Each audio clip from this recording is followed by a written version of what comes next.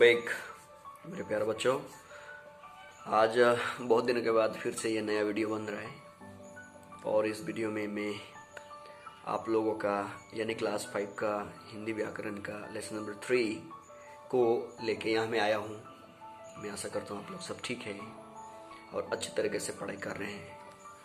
तो बच्चों, आज हिंदी व्याकरण की लेसन नंबर 3 जो शब्द यानी वर्ड्स के बारे में है उसको हम लोग चर्चा करेंगे। उसके बारे में मैं आप लोगों को बताऊंगा। आप लोग किताब खोलिए और इस वीडियो को अच्छी तरीके से देखिए, अंत तक देखिए और लाइक कीजिए और सब्सक्राइब कीजिए चैनल को अगर नहीं किया है तो चले बच्चों, जब भी हो शुरू करते हैं। सबसे पहले हमें एक चीज़ समझना है, जैसे कि इस पाठ का नाम है शब्द यानी वर्ड्स।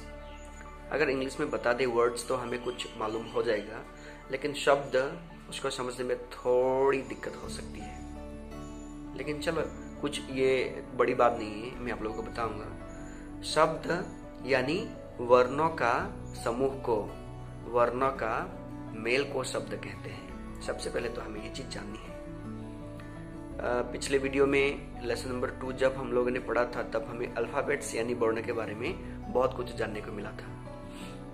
तो बच्चों, उसी वर्णों का जो समूह होता है, उसका जो ग्रुप होता है, वर्ण यानी लेटर्स का जो ग्रुप होता है, वो ग्रुप बन करके एक अर्थ देता है, तो उसको शब्द कहते हैं। तो हिंदी में अगर हम उसको डेफिनेशन दें तो ऐसा होता है, वर्णों का समूह को, और उसको ऐसे भी कह सकते हैं वर्णों का मेल को हम शब्द कहते हैं।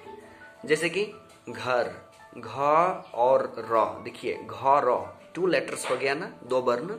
ये 2 वर्ण मिल करके इस वर्ण का दो वर्ण जब मिला, इसको समूह कहते हैं, इसके मेल कहते हैं। तो ये मिल करके एक हमें मीनिंग दिया है, मतलब। इसलिए घर, अब घर क्या बन गया? एक वर्ड बन गया, एक शब्द बन गया। इसी तरह से हम वर्णों को मिलाते हुए बहुत सारे वर्ड बनाते हैं, शब्द बनाते हैं और उसको कहते हैं, उसका प्रयोग भी करते हैं।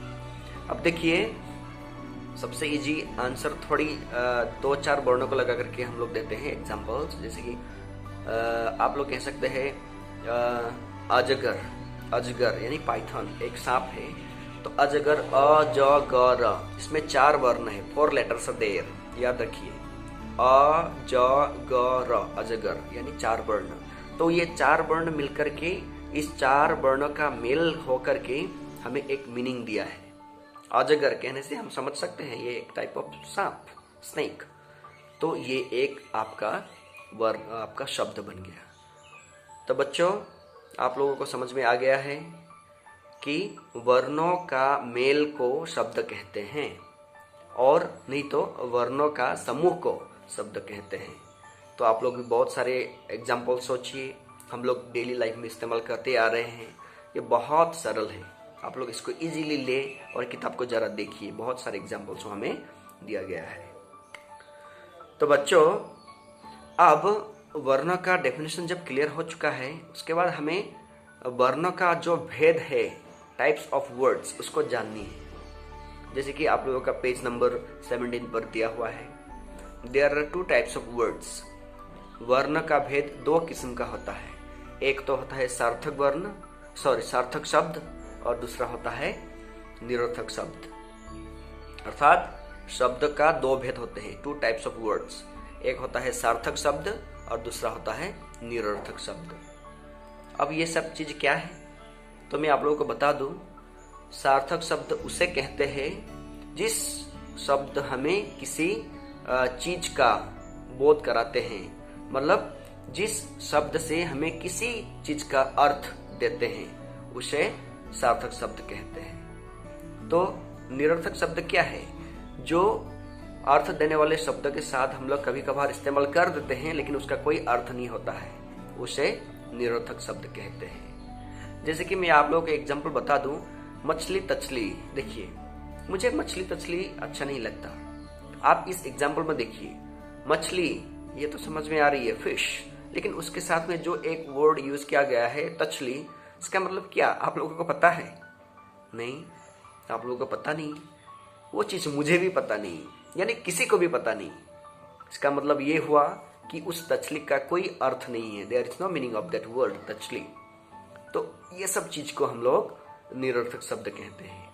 ये भी एक शब्द है तचली, देखिए त छ ल, 3 वर्ड, 3 लेटर्स, 3 वर्ण है वहां में, तो वो भी एक वर्ण है, लेकिन वो भी एक शब्द है, लेकिन उसका कोई अर्थ नहीं है, इसलिए ऐसे शब्द को निरर्थक शब्द कहते हैं। तो बच्चों किताब में देखिए आप लोगों के पास बहुत सारे चीज दिया है, ओके, बहुत सारे चीज वर्ड्स भी दिया गया है, आप लोग देखिए और इसको पढ़िए और समझने की कोशिश कीजिए, आप लोग इजीली समझ पाएंगे। ये सब चीज हम लोगों के जो डेली लाइफ में इस्तेमाल होते आ रहे हैं, हम लोग बोलते आ रहे हैं, बस उसी को यहाँ में नियम के अनुसार दिया गया है। तो मैं समझता हूँ आप लोग इसको आराम से समझ पाएंगे। और ये लेसन नंबर 3 बहुत छोटी है, बहुत शॉर्ट, बस वर्ड शब्द का डेफिनेशन, एग्जाम्पल और टाइप्स ऑफ वर्ड्स, शब्द का भेद, सार्थक शब्द और निरर्थक शब्द, बस यही है, इतना ही आप लोगों को जाननी है। ओके, तो बच्चों मैं आशा करता हूँ आप लोग समझ गए हैं। इस वीडियो को जरा लंबा नहीं करते हम लोग, आप लोग समझ गए हैं। आप लोग किताब पढ़िए और इसके बाद में जो दिया गया है अध्याय का सार, समरी, जिसको हमेशा देखिए। मैं हमेशा आप लोगों को कहता हूँ समरी में बहुत सारे चीज जो भी हम लोग पढ़ते हैं पाठ में, उसका छोटकरी में मेन चीज दिया हुआ होता है, मूल चीज, जिससे हमें बहुत सारे ज्ञान मिलता है। तो बच्चों मैं समझता हूँ आप लोग समझ गए होंगे।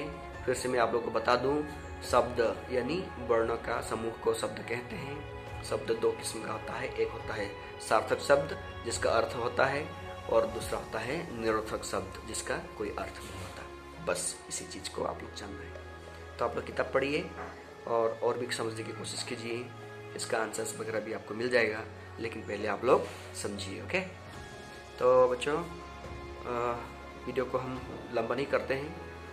मैं आशा करता हूँ आप लोग घर में हैं, सुरक्षित हैं और अच्छी तरीके से पढ़ाई कर रहे हैं। तो आज के लिए बस इतना ही, अगले वीडियो में हम फिर से मिलेंगे, तब तक के लिए बाय।